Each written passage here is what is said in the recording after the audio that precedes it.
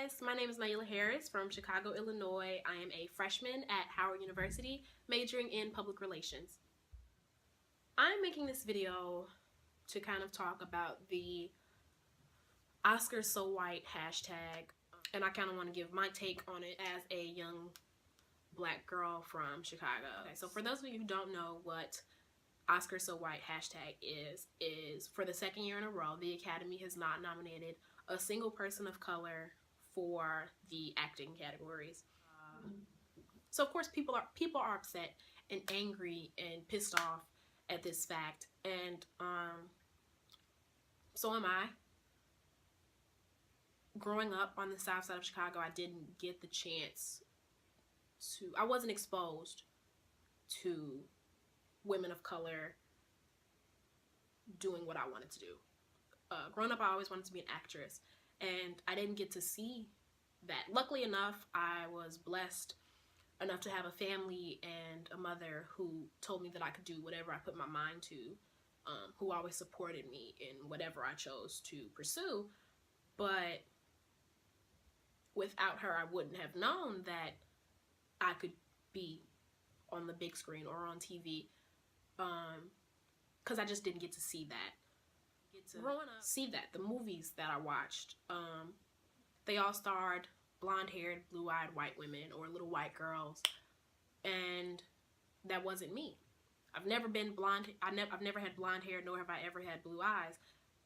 So none of the people that I saw and I was like, man, I want to be her, I physically was unable to be them because I didn't look like them. And that goes into a whole nother issue of how important representation is, not only in the TV and the film industry, but also in the doctor's office or in the classrooms or places like that. But that's a whole nother issue. I could make a whole nother video talking about. Now the issue has become the boycotting of the Oscars, and this came about when Jada Pinkett Smith started out with a status on Facebook, and she said, "At the Oscars, people of color are always welcome to give out awards, even entertain. But we are rarely recognized for our artistic accomplishments. Should people of color refrain from participating altogether, people can only treat us in the way in which we allow. With much respect in the midst of deep disappointment, Jay." And then I think it was a day or so later. Yeah, it was a couple of days later on MLK Day. She posted a video talking about how disappointed she was and upset about the lack of diversity in the Oscar nominations, not only for the acting categories, but also in the directing and producing and writing categories, like things like that. So ever since then, she has kind of sparked a conversation. Spike Lee has spoken out.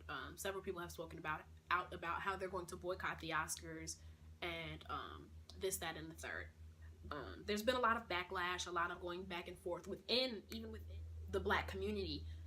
Stacey Dash has spoken out. Whoopi Goldberg has spoken out. Janet Hubert has spoken out. Janet Hubert and Stacey Dash have kind of taken the stand. Well, Janet Hubert specifically has taken the stance that, oh, there are a lot of issues facing our community. People have other things to worry about. Maybe you just didn't deserve a nomination. And all this other stuff. And I'm not going to talk about this too long because I could go on a whole rant about this. But yes, there are other issues facing the black community. But we can't just focus on one, if that makes any sense. There's a boatload of issues plaguing the black community, and it's not by mistake. It's not a coincidence. We can't keep letting things slide because we want to focus on other things. We have to be able to multitask. That's kind of been a thing in our culture. You have to be able to do more than one thing at a time. As an African American, you have to be able to focus on several things that are going on. With that mother's third eye, I guess. Kind of have to have that mother's third eye, as they call it. You have to be able to look at this and look at this at the same time and not subtract from either and not lose focus on either. And that's all I'm gonna say about that. I could make a full response video to Janet Hubert. Stacey Dash talked about if we want either integration or segregation, the only reason stations like BET do exist is because we weren't integrated. We tried it their way for a long time. We tried to be included. We tried to just be a part of the team, but they didn't want us on the team, so we had to make our own team. And that's all I'm gonna say about that. So, back to the Oscars So White. The fact that the Academy chose to watch Creed and ignore the black main character or the black director or the black writers and chose to acknowledge Sylvester Stallone in a supporting role for a nomination is a direct slap in the face, and you can't tell me otherwise.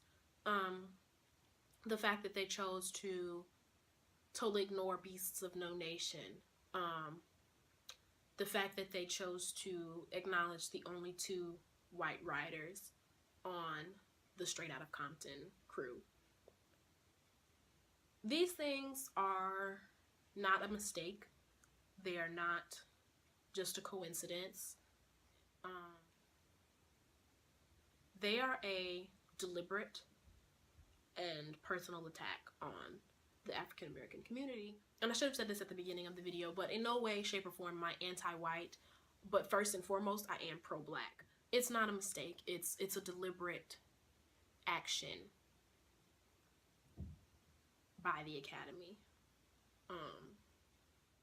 The Academy is comprised of majority white male over like what 60, but the average age is what 68, 65, something like that. That's not a mistake. The film industry isn't made up of white males over the age of 68. It's not. At least it's not by mistake that the film industry is made up of white males around the age of 68, because for the simple fact, it's not possible that it's a mistake. The fact that production companies aren't hiring black directors, black writers, black actors is not a mistake. It's just not. You can't tell me that, oh, it just happened that way. Oh, they're the best for the job. Oh, this, that, and the third. No, it's impossible. You can't tell me that every black director, writer, and producer and actor, nobody is cut out for any of these jobs. Like, that's just not